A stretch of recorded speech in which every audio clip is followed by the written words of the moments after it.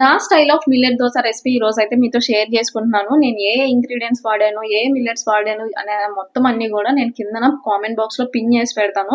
మొత్తం డీటెయిల్‌గా మీరు చూసుకొని చేసుకోవచ్చనమాట. ఇప్పటి వరకు రైస్ ఎవరైనా వాడుతున్నారంటే ఇప్పటికైనా కొంచెం అర్థం చేసుకోండి. అంటే లంచ్‌లోకి రైసే వాడతాం, డిన్నర్‌లోకి రైసే వాడతాం. ఇంకా బ్రేక్‌ఫాస్ట్‌లోకి గూడా రైసే వాడడం ఎందుకు? రైస్ కన్నా మిల్లెట్స్ ఈస్ సో బెటర్ గదా! సో, అందుకోసమని మేమైతే అట్‌లీస్ట్ 1 మీల్ ఆఫ్ డేలో మేము మిల్లెట్స్ ఉండేలా చూసుకుంటున్నామనమాట.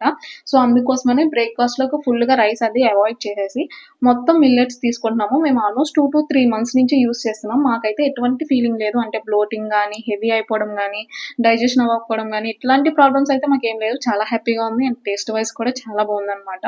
నెక్స్ట్ సేమ్ మనకి నార్మల్ దోసెస్ ఎలా వస్తాయో అలాగే వస్తాయి. ఇవి కూడా స్టిక్ అయిపోవడం, అంటే పెద్ద పెద్దగానే ఉంటాయి. పలుచగా రావు. అలా ఏముండదనమాట.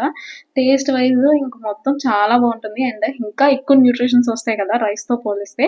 డిఫరెంట్ డిఫరెంట్ మిల్లెట్స్ యూజ్ చేయడం వల్ల మొత్తం అన్ని రకాల న్యూట్రిషన్స్ అన్నీ మన బాడీకి అందుతాయి మనకు కావాల్సినవన్నీ. సో, అందుకోసమని ఒకసారి ఇలా ట్రై చేయండి. ఒక్క మిల్లెట్స్‌తో మనం తీసుకోవాల్సిన జాగ్రత్త ఏమన్నా ఉందంటే, ఏ మిల్లెట్ అయినా మనం యూజ్ చేసేటప్పుడు అట్‌లీస్ట్ 8-12 అవర్స్ సోక్ చేసి తీసుకోవాలి. అలా తీసుకుంటేనే ఇట్లాంటి నేను చెప్పాను గదా! బ్లోటింగ్ అలాంటియి ఏమీ అనిపించవనమాట. అదొకటి మెయిన్ థింగ్ చూసుకుంటే సరిపోతుంది.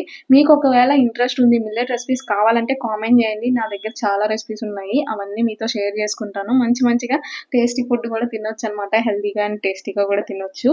అండ్ ఇప్పటి వరకు బాగా టేస్టీ ఫుడ్ తినేసాం గదా! ఇప్పటికైనా బాడీకి స్ట్రెంథింగ్ పెంచేది తీసుకోవాలని